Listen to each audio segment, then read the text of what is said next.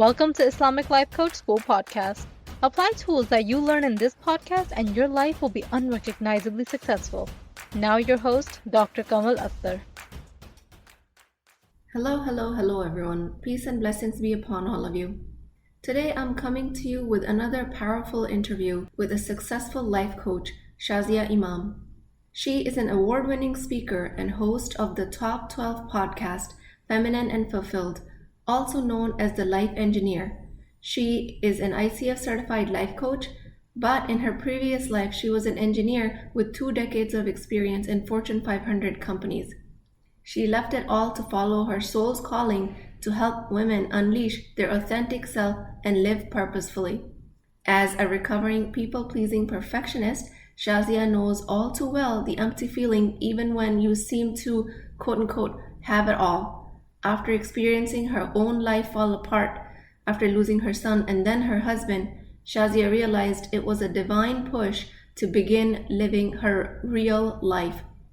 This blossomed into finding her soulmate, discovering her feminine power, and living her deep purpose, one which involves women unleashing their whole selves to feel fulfilled. With that, I want to invite you guys to look for success mindset in this interview, something that you can borrow as a thought for yourself to up-level your life. Because remember, both women on this podcast are human. Shazia too made mistakes on her way to this success. Without further ado, my talk with Shazia Imam. Assalamu alaikum. It's so good to have you. Welcome, Shazia. How are you? Walaikum salam. I'm doing so well. I'm really excited to be chatting with you today. I feel like we've connected through our podcast group, but I don't think we've ever really talked deeply. So I'm really excited about today. Yes, you're right. We have not. But I feel like I know you because I listen to your podcast and I attend your workshops and they're so wonderful. So it's kind of like I know you without you knowing that I know you. Yeah. And good. Mashallah, your personality is just so bubbly. It's so contagious. I love the energy. And all of that comes through on your platform. So that's why I wanted to bring you on my podcast. And thank you so much for accepting that invite, because I want my listeners to kind of have an understanding as to what it is to be like you, or what it is to be like somebody who is in your profession or who's gone through the journey in your life as you have. And I've given your introduction, and I know you talk very openly about the struggles you've had in your life. So I wanted to see how women that are listening to this can also borrow some tidbits from you as to create the life that you've created. So tell me in your words, why did you become interested in what you do right now? You know, it actually fell into my lap. So I actually didn't want to do what I'm doing now. I had a prestigious career as a consultant. I'm an engineer by trade.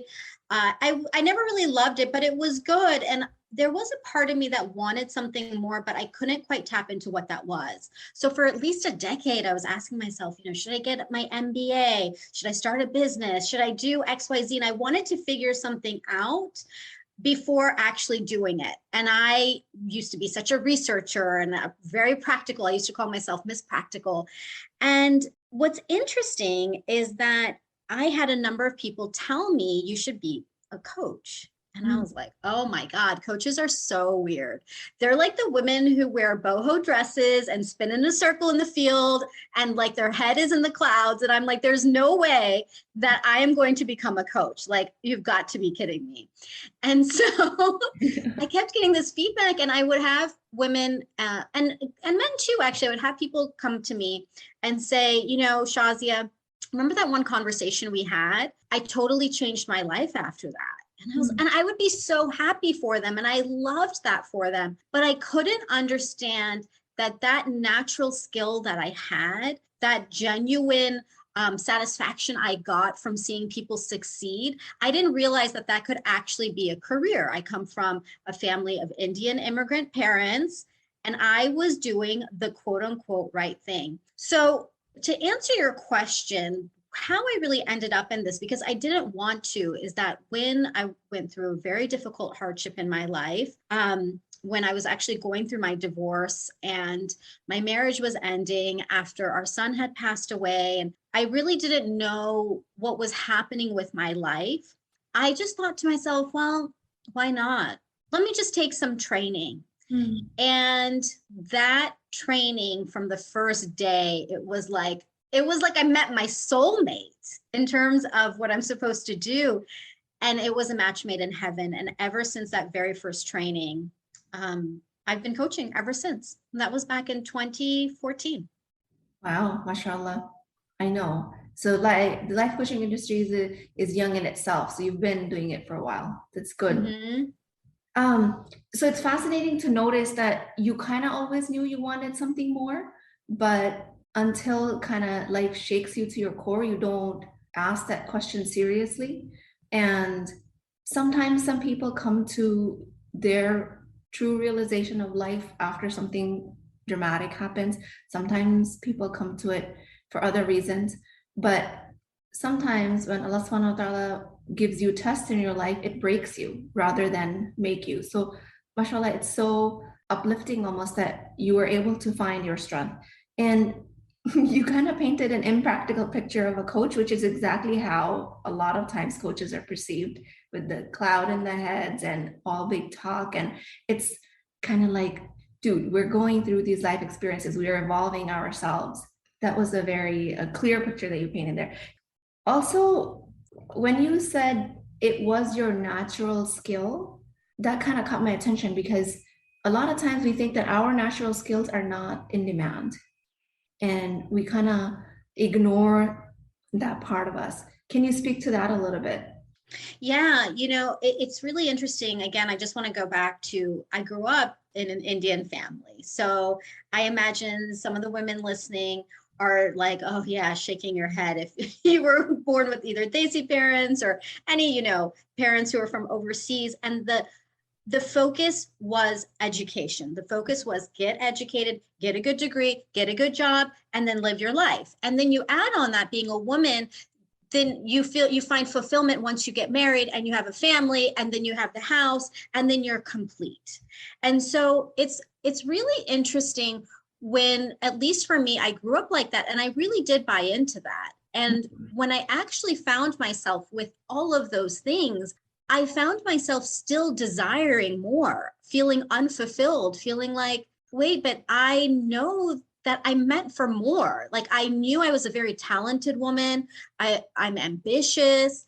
And even though I checked off all the boxes, it didn't feel satisfying to me.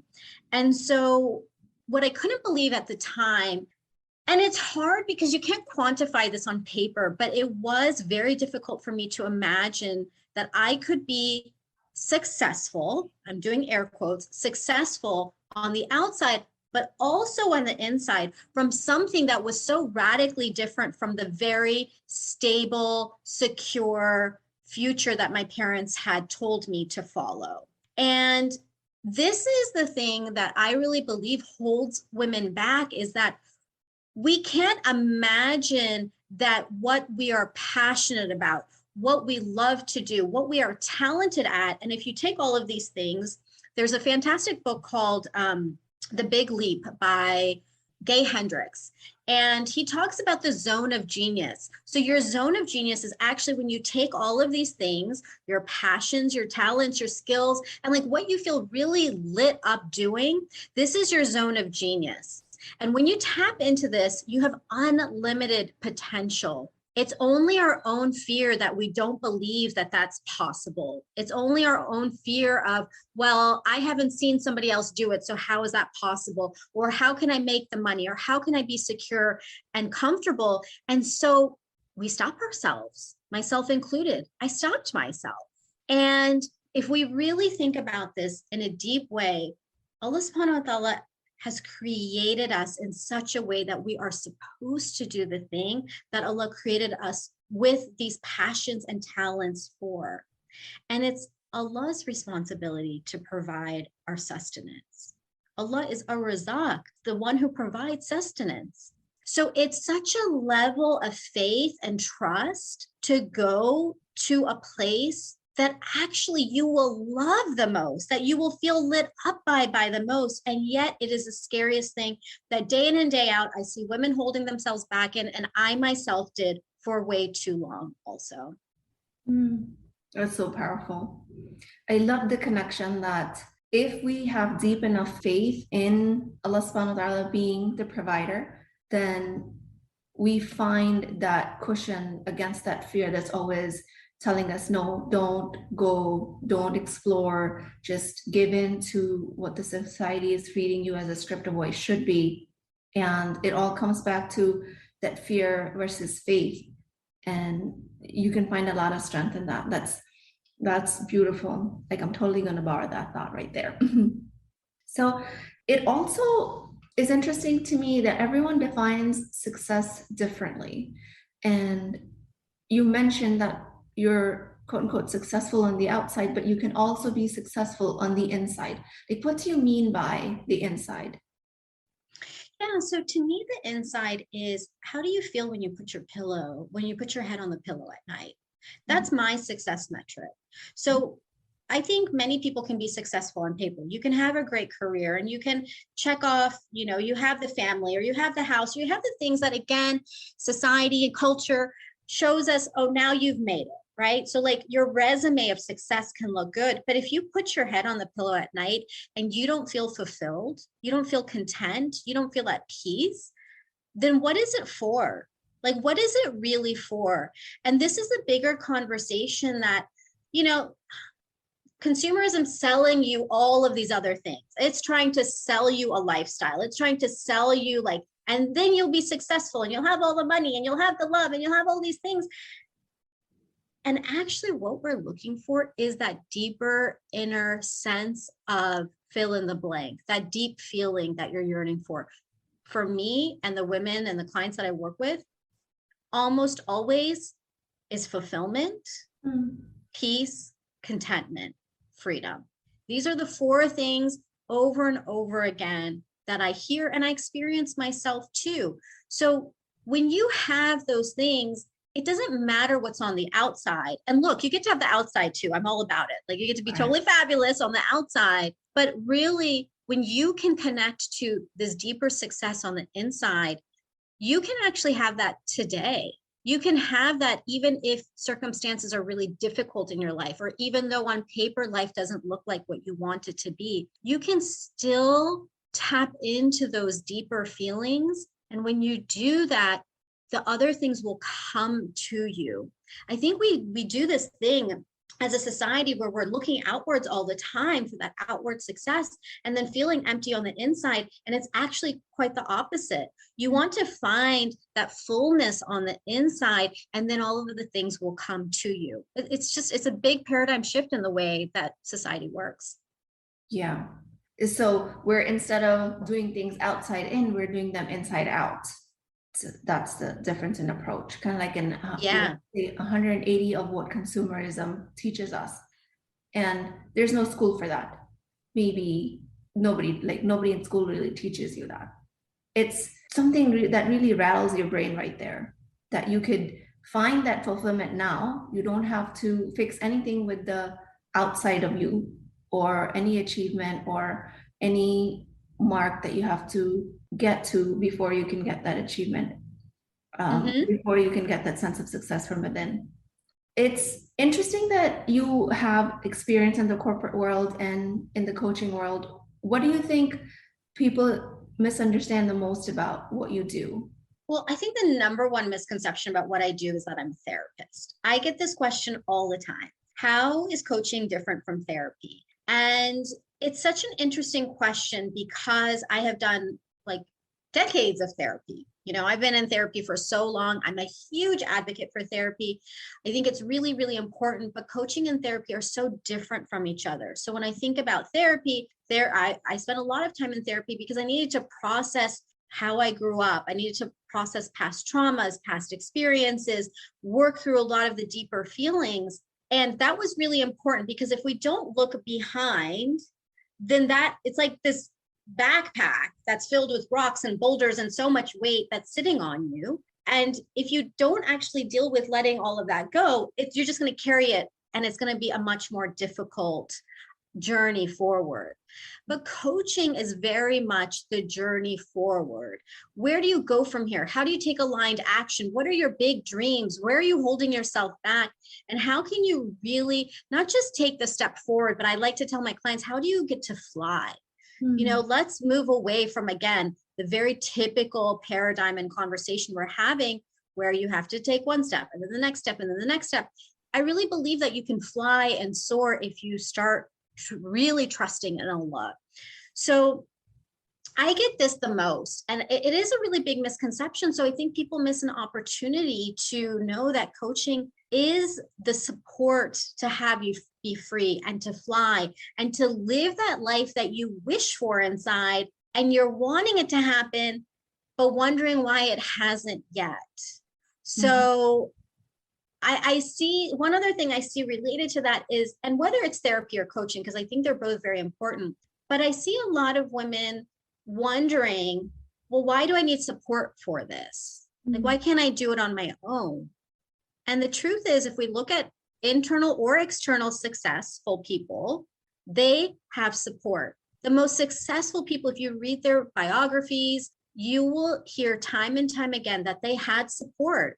Nobody is doing it by themselves. And it's a fallacy to think that, oh, I have to do it on my own. That's actually a blind spot that's holding you back too. So that's like the number one thing I hear over and over again. And I feel like I should just have an infographic with the differences about it. And I recommend both all the time. I have clients who are in therapy at the same time as well. And sometimes they've done the therapy and they come to me, and vice versa. So it's all good. They're very complementary to each other. Totally. I completely agree. And I love the way you defined it, that therapy is equal to kind of looking behind. And then if you want to move forward after you're still working on healing that, or if you've healed that and you want to know what's the next step, let's go towards coaching. And it's so universally true that women have this blind spot that's kind of been conditioned into them culturally, this fallacy that, why do I need support? Because from young, they're told that you're the glue that keeps everything together. It's almost programmed into us that there shouldn't be any need for outside support. You should be enough. And again, that is a lie. That's not something that is sustainable, to say the least.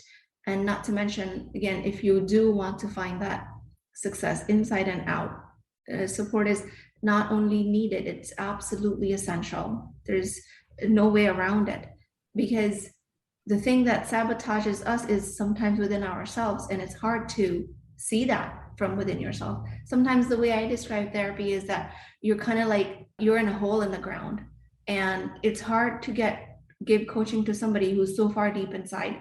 And with therapy, you kind of come up and you level that off, and then you move forward. And again, it could continue together. And one of my coaches described therapy for people, like, I love medical analogies. So obvious reasons. So they said therapy is kind of like going to the doctor for a broken arm, and that's appropriate. You need surgery, you need a cast, you need appropriate treatment for that. But sometimes people would come to coaching with a broken arm and would be like, sorry, can't help you. You need a doctor, you need a surgeon for that. Or sometimes people think they have a broken arm and they're going to the doctor, and the doctor will do what it knows. An orthopedic knows how to perform surgery. They'd recommend surgery. You don't actually need it. You need some TLC, some support, you have a bruise on the arm. And a lot of times people self-diagnose with broken arms, that I have this mental illness, I should go get this done. And it's been kind of being handed to them from the society and Dr. Google and whatever. So it's good that you brought that up. It's such an effective demarcation to make. You mentioned the book, The Big Leap. Excellent book. Love it. What else do you do? It sounds like you are into the self-help genre, but what else do you do to self-educate, or what more of this do you do? So to self-educate, I have read a lot of books. I spent a lot of probably my 30s, my 20s and 30s reading a lot of books. So I read a lot of finance books when I was first coming into the personal growth space. I read a lot of finance books because I wanted to understand how I could be wealthy because I didn't come from that. And I saw other people doing it and I'm ambitious. So that's where I started. It started transitioning into more personal growth around personal development. And I read a lot of books around, what are my dreams and what do you want to do? And the law of attraction and manifesting. And I started like learning about myself and learning how can I magnetize things. And I read a lot in that genre until I read a book called The Artist's Way by Julia Cameron. This is one of my most favorite books, and it's my number one recommendation for women. The Artist's Way is a spiritual path to your creativity, and it is all about coming back to your creative self. And I didn't believe I was creative because I'm an engineer. Engineers aren't creative. So I had this belief that I was all in my head. I was very much about numbers and the data. And the truth is that I had always been a creative person, but because I didn't paint well or sing well, I didn't believe that about myself. And this book allowed me to really see that actually I am creative and really bringing forth parts of me that I hadn't before. And I love this book because it's interactive, you with you. It's a great starting point. If anybody is curious about the personal growth space, I just say start here. You're going to learn so much about yourself and then you can go from there. I always think about the personal growth journey as a journey, just like our life is. Now, I got to a point, I'm going to be totally frank with you, where I stopped reading. Like, I cannot, please don't give me another personal growth book. Like, I am done.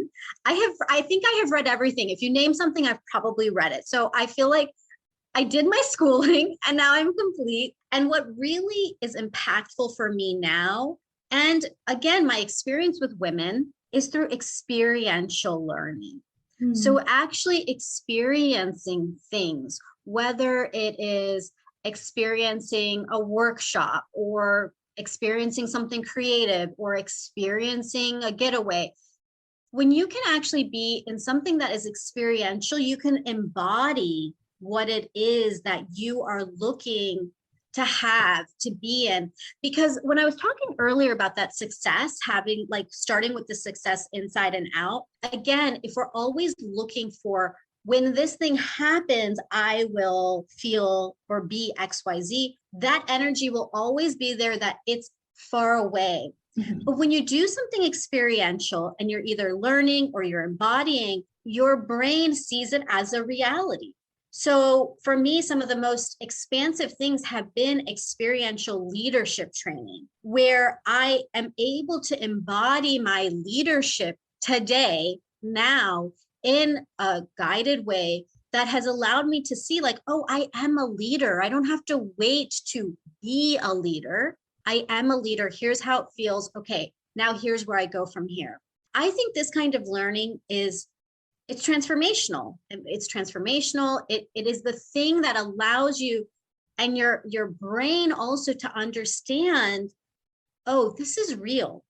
And if your brain can see it as reality today, it will follow along when you start thinking about the ideas and executing on the ideas that your heart has. When you start thinking like, oh, I'm really talented at this. What if I did this? Your brain will now be on board because you've experienced embodying what that feels like, what that's like. Brain will be on board. Beautiful. So you said so much and everything is just so loaded. I kind of want to unpack everything. And it's beautiful because you talked about this concept of magnetizing things, totally borrowing that one as well, because you, after embody it, after you experience it, after you've kind of tapped into that, this is me, rather than somebody in the future who could be at some point after a degree or after a course or after a certain hustle, get there. It's me now, you magnetize it towards yourself. That's a beautiful, beautiful combination.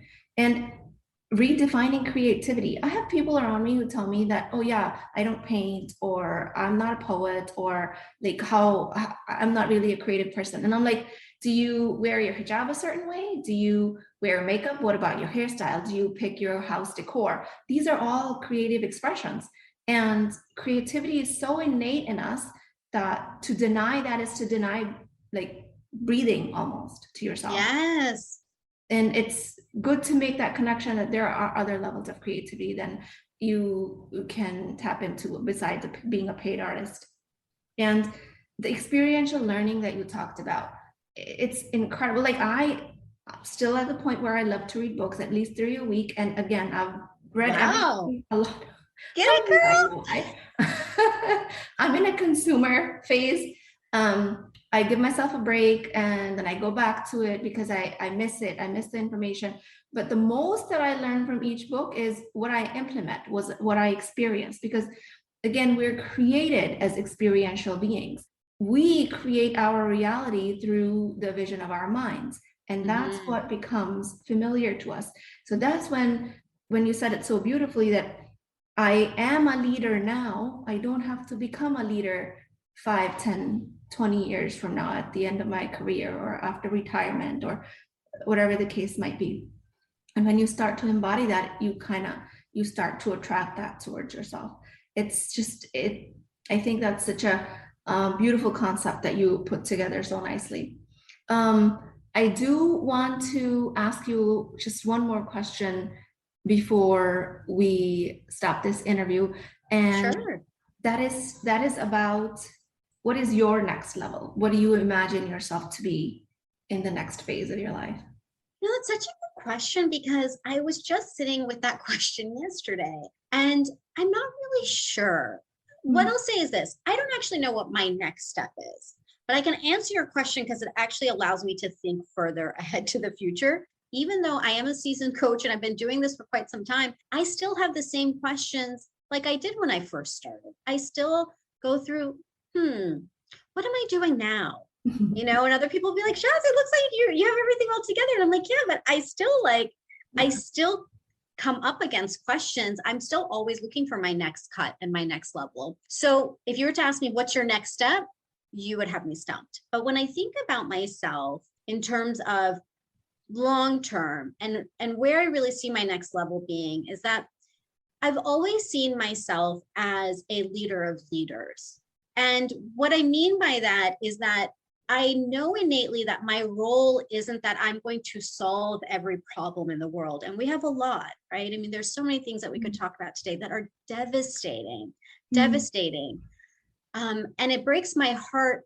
And I know that I can't fix all of those things, but I know that my purpose in this world is that I get to be the leader of the leaders and the change makers who can make those very targeted changes in the world. And so my role is to be that coach, that leader for women, for female change makers and leaders who may feel like they're alone.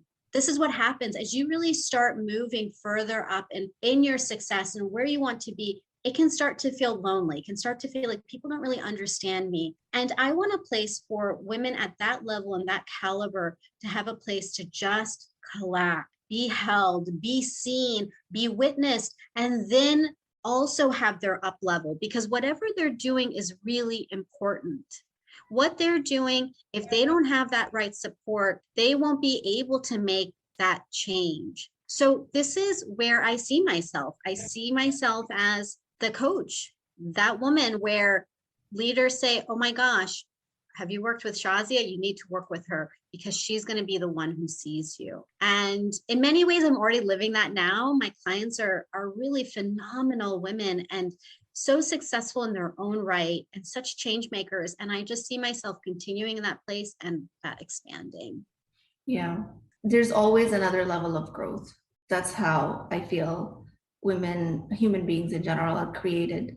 So if you've gotten to a point where you think, like you say, it could be a lonely experience, and a lot of times that fear in itself keeps people from moving forward. Yes.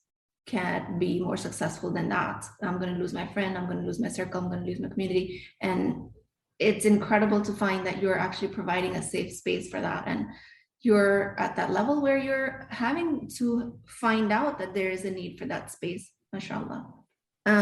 You've given so many brain rattling ideas, so I really appreciate that.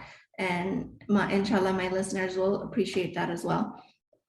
Where can we find you? Oh, you can find me in so many places. So my podcast is Feminine and Fulfilled. You can find it anywhere podcasts are listened to. My website is thelifeengineer.com. And I'm on Instagram at thelifeengineer. And I'm also on Facebook at facebook.com/Shazia TLE, as in the life engineer. So there's a number of ways to connect. And I would be so happy to connect in any one of those platforms and really hear what your dreams are and what you're longing for, and then bringing those to life, inshallah. Inshallah. Awesome. Tell me about a retreat coming up, because tell me. Okay, I hope you're coming too. There's 3 spots left. So I actually have a retreat. So I've been talking about embodiment, and I realized it's finally time to start doing in-person embodying experiences. So I'm having the Wealth Embodiment Retreat. It will be September 16th through 18th. And it is meant to be a weekend that will allow you to embody wealth in all the ways, the inside out. And so I'm creating a beautiful weekend with a private chef, sensory experiences, coach-led exercises by me. I'll be leading all of the exercises, and being in a tight-knit group of other powerful women. I want to bring these powerful leaders I'm talking about. I want to bring us together, right? So we can be masterminding together. So there's only 10 spots left for this particular date. And there's only 3 spots left out of the 10. I'm keeping it very limited. And if you are interested, you can go to thelifeengineer.com/retreat. That sounds so incredible and inviting. I will totally look into that. But of course, for anybody who's listening to this, if they're interested, all the links that Shazia was talking about will be in the show notes. Besides that, thank you so very much. It was awesome hanging out with you. I feel uplifted already. I get that a lot. And if you want to keep things going, I actually have a gift for people who are listening. In case you can't make it to the retreat this time, I do have a gift. If you go to thelifeengineer.com/dreams, you can have my 100 Dreams List template that I used to really create this life I'm living today. That's a conversation for another day, but I'll walk you through exactly how to use that. And that's my gift. Me to you. MashaAllah, thank you so much. Very, very generous. Thank you so much. I'm sure they'll all take advantage of that offer. Thank you so much. It was great hanging out with you. Thank you. Assalamu alaikum. Walaikum salam. If you're interested in getting coached by me, I'm offering a very affordable opportunity to do that with Wisdom Wednesdays. This is not a course, not a lecture. This is an opportunity for live coaching, real change with Islamic adab and etiquette. You do not need more information. You actually need a space to create change.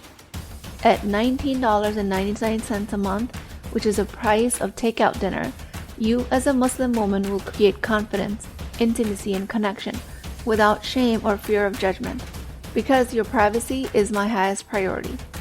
So join at www.islamiclifecoachschool.com, resources, Wisdom Wednesdays. I'll see you inside, inshallah.